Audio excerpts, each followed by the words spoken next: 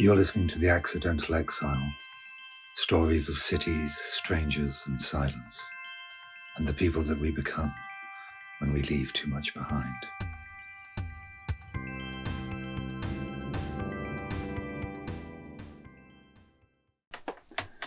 I want to be anywhere, and here will do.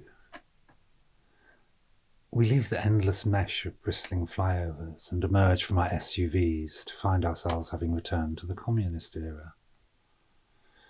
It is a world of hastily poured concrete and patched up hovels, sluggish irrigation ditches and plastic tubes snaking through dry stone walls, listlessly filling stinking tanks of mosquito-infested water. We trudge through the heat between a series of ramshackle enclosures under stunted trees, scattering scrawny chickens and bleating goats in our path. The indeterminate smell of decaying foliage, the cloying heat, dusty hillsides of impenetrable bamboo and drought-resistant grasses, the ever-present scent of ordure and the oppressive, buzzing silence. We breathlessly make our way up a series of pathways towards the top of the hill, every stone laid by hand, decades of hurried repairs shoring up the twists and turns in the path against sudden downpours, the relentless annual cycle of extremes that crack the earth and turn it to liquid year in, year out. In spite of the great visions of communist leaders, the people still eke out their existence by pushing against the seasons, just as they have always done. Sometimes fruitful, often fruitless, they have no choice but to just keep going. We, on the other hand, are the future, marching in with plans to build holiday camps where once there was only poverty and quite possibly great cruelty, if these stones could speak. Our hosts are wearing designer sunglasses and soft Prada loungewear. They're as alien to this as I am. To them it is just another day in their lives, no different than you or I would be on a business trip to the dull outskirts of a medium-sized British town. Wenzhou. You've never heard of it, but you know them. I hadn't heard of it either, but if you have met a Chinese person abroad, whether it be in a takeaway in Leeds or a tailor's in Milan, the chances are that the person in question will be from Wenzhou. The people of this small city by the sea, a few hundred miles southwest of Shanghai, are renowned for many things, principal amongst which is their desire to travel to anywhere but here. It is they amongst all the Chinese peoples that set out decades ago to set up successful businesses all over the world, and it's the first thing that most Chinese people will tell you about Wenzhou. As usual, we trooped off into the nearby hills and valleys and stared at bits of land that were owned by our potential partners. We looked at a hillside and went to lunch. And during said lunch, I learned several things that warmed me to this place. Firstly, they came back from France and Italy with an appreciation of coffee that has led to them developing a localized style of the drink that is the envy of all of China. Coffee only started taking off here in the past 5 years.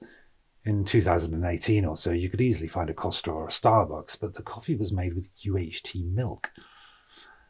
They got smart pretty quickly, though, and by 2023 there was an artisan barista on the corner of every mall, minus the tattoos, beard and man bun, of course, which is a plus.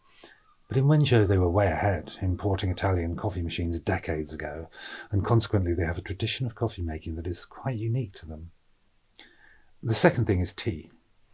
Now, as you know, tea is to China as wine is to France, and every city boasts its own regional variations for which it is justifiably proud. Wenzhou nailed it again, and as well as having their year-round tea, they have unique summer tea, which is only available between very specific dates beginning in June and ending in August. The tea is said to have various health benefits that fortify mind and body against the punishing summer weather. I'll never forget that pot of tea. Sitting there in the overly tiled back room of a rural restaurant with my elegant hosts, bright-eyed, watching my every move, eagerly awaiting my response. They knew they had introduced me to a uniquely new experience. It is apparent that geography formed their culture. The mountains at their back pushed them out to sea. The microclimate formed by those same mountains induced a peculiar type of tea, and a need for a blend that would bring comfort in the fetid months of summer.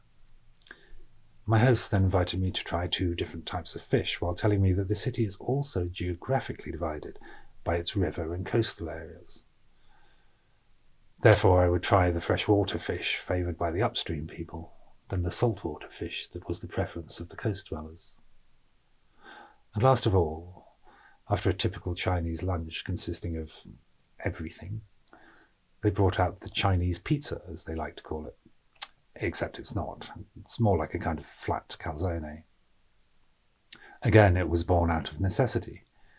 Wenzhou is surrounded by those mini mountains I mentioned before. They are small and pretty, but there's a lot of them. In the old days, a journey to the city from even a short distance away could be a hazardous undertaking. And the Chinese pizza wrap thing was developed as a way of packing a meal in on itself in a form that would last a sojourn over the mountains. This does bear some resemblance to pizza.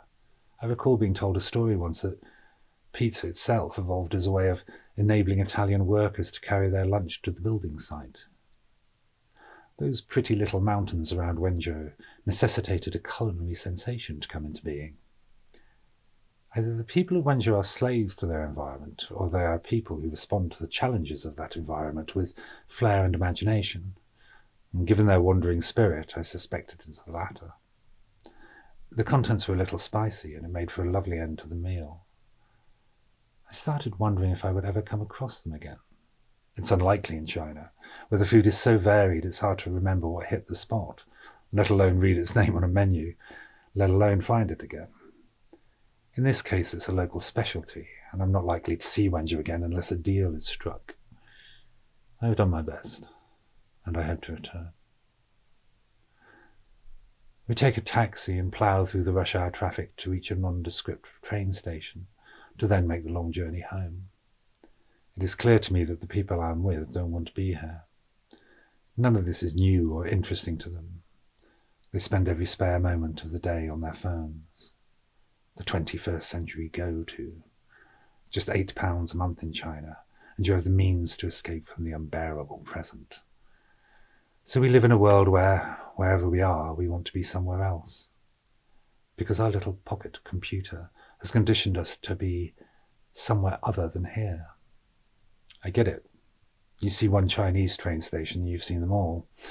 But although they might not want to be here, I want to be anywhere, and here will do. In being forced into all of this, I've been given the gift of being present. It didn't take months on a mountaintop in silent contemplation. It took a series of accidents and the pressing need to make a living, somehow, somewhere, anywhere, that brought me to this place. And all I can do in response is to be here now.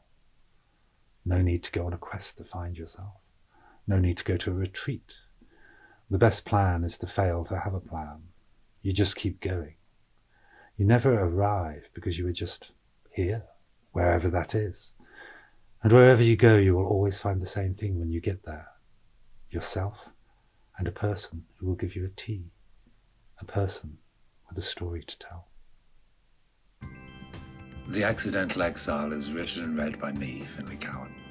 If this story spoke to you, subscribe, find more on YouTube and Patreon.